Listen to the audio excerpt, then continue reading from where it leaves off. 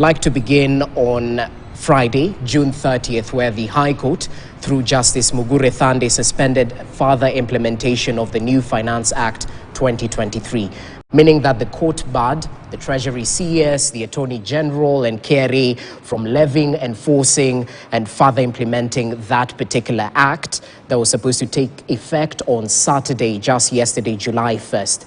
Now, despite the court order, we've seen EPRA recalculate the maximum pricing at the pump, which they took into account the 16% VAT.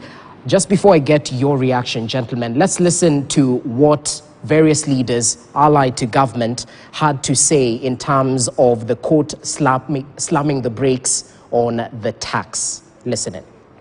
It is true the judiciary must be independent. And it is true that that is guaranteed within the Constitution. But it is important that the judiciary becomes alive to what we call public interest. Because how can a procedural issue supersede public interest? It is not possible, and it is not good for this country that public interest is taken for granted. It's July 1st. The order of the court has said that no collection, no implementation of finance bill until 5th of July. If you lose 60 billion in 5 days, that is in excess of 300 billion. That judge also needs to tell us, how are we ever going to recover that money? When we zero rate coffee and tea that is going to be used for export, who on earth would have a problem with that particular proposal? Well, that's just a sample of some of the views shared by leaders as they added their voice to the court slamming the brakes on the tax laws. So, Muduma, I'll begin with you on this. Your reaction to the conservatory orders suspending the Finance Act. But Musalia Mudavadi raised an important point. Should procedural issue supersede public interest? No. And I think, you see, we are told that power rests with the people. So their interests should always come first. And this is something every mindful and law-abiding and patriotic Kenyan should believe in. The interest of the public matters. And given the fact that they are the people who've put those leaders out there, it is up to them to do that which is best for the goodness and for the welfare of the common mwananchi. So again, like Musalia is trying to say, we live in a democratic country where the three arms of government, even though from time to time they may not be able to see from the same lenses, they are called upon to really hasten their thinking and ideologies to align with the common mwananchi.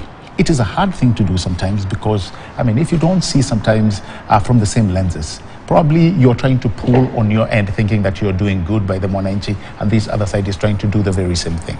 Coming to the finance bill, it has gone through what you call the required matrices. It's gone through parliament, and now the judiciary, they've put, like we say in the colloquium mtaani, imeinuliwa handbrake. Obviously, you expect the Attorney General to probably have already started working around the possibility of ensuring that that finance bill passes. But as he does that, we need to be alive to certain facts.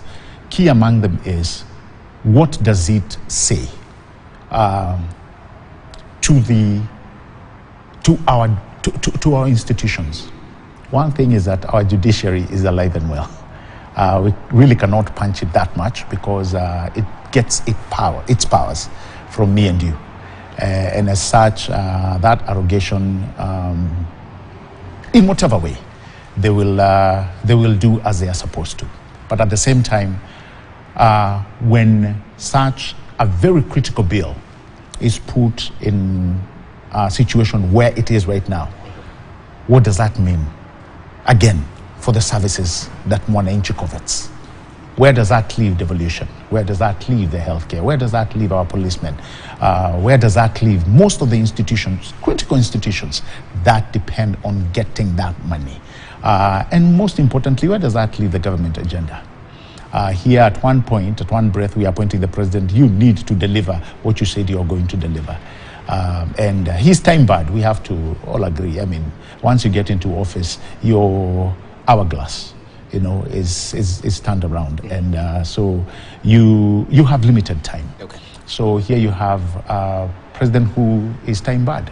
And if certain things are going to happen, as much as we cannot fight the judiciary, from a point you can see where Musalia is coming in. Guys, please work with us. Let us put Mwananchi first. And if they are going to see, if they are going to marinate their ideas and see the concern that certain, let me call them, certain decisions that may be key to the Mwananchi, then I think everybody from their space, they'll put Mwananchi first. Because if we do that, it doesn't matter whether we sometimes feel should it take more time, because I mean that has been the clarion call. It has come at the wrong place, this finance bill.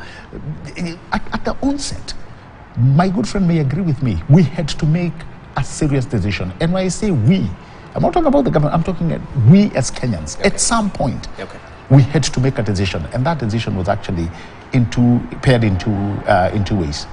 We had to continue borrowing, or we had to look for an alternative. And I think the alternative that you're having is what the court wamefanya hiyo kitu tumesema wameinulia handbrake. Okay, so as you come in, Nyamwamu, and equally give us your take on the court granting that conservatory order, but equally on what I raised, a procedural issue superseding public interest. Do you agree with that? That is already plunging into a false dichotomy, a false narrative, which is what Musalia Mudavadi has done there, saying that this action is going to injure public interest.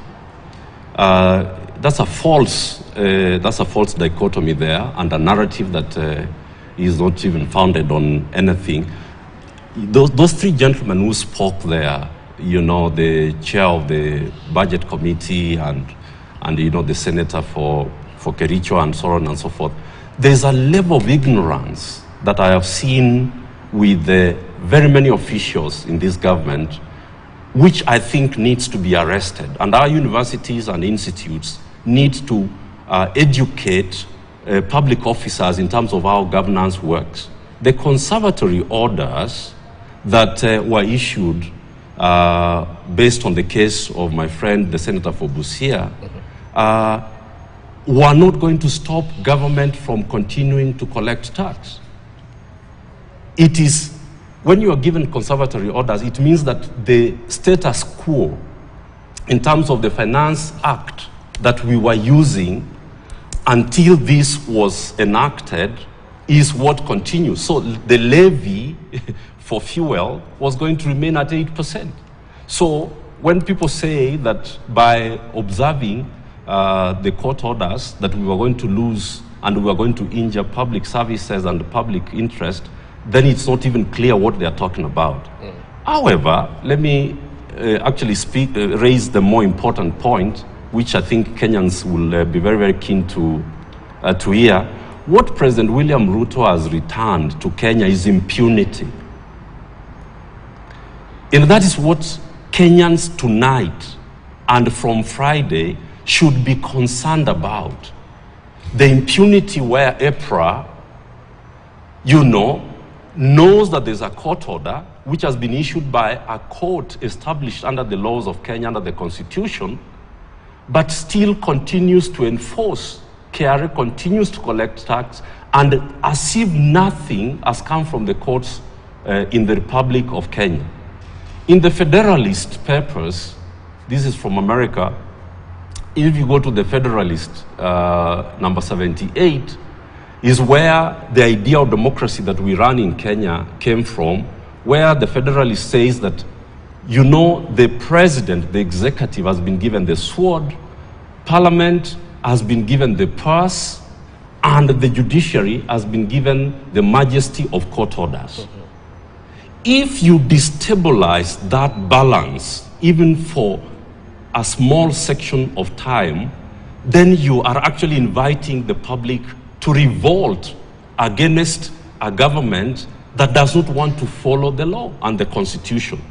If you look at Article 73 of our Constitution, it is very clear, and it says that the authority that is given to a state officer is a responsibility to serve and not power to rule. And not power to rule. That is in Article 73 of our Constitution. I spent the whole of my youth in jail and on the streets to deliver this Constitution. And when I see this level of impunity being returned under the watch of a president who swore to protect the Constitution of the Republic of Kenya, I want to say this.